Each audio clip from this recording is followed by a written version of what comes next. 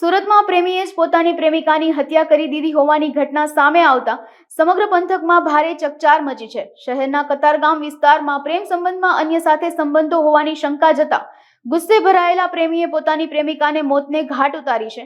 પ્રેમીએ પ્રેમિકાને kerosene છાંટીને સળગાવીને હત્યા કરી દીધી હોવાનું ખુલ્યું છે। હાલમાં કતારગામ પોલીસે આ ઘટના મામલે હત્યારા આરોપી પ્રેમીની ધરપકડ કરી લીધી છે।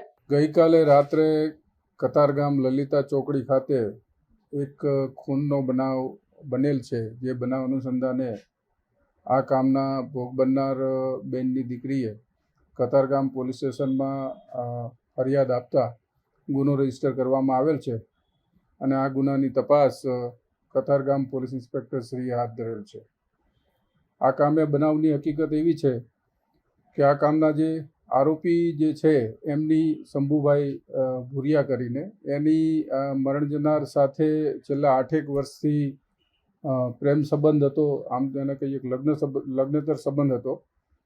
એના પછી એ છેલ્લા 8 વર્ષથી સાથે જ રહેતા આવેલા અને ગતરોજ અને એના આગલા દિવસે એટલે કે 17 તારીખે ફરિયાદી ની માતા અને આ આરોપી વચ્ચે આજે ભોગ બનનાર બેન છે એના આરોપી સિવાય અન્ય વ્યક્તિ સાથે આડા સંબંધ હોવાની બાબતને લઈને ઝઘડો થયેલો, જે અનુસંધાને ઉશ્કેરાટમાં આવી આ કામના આરોપીએ ગઈકાલે રાત્રે ફરિયાદી બેન ઉપર જ્વલનશીલ પ્રવાહી નાખી અને તેને સળગાવી મોતને ઘાટ ઉતારેલ છે।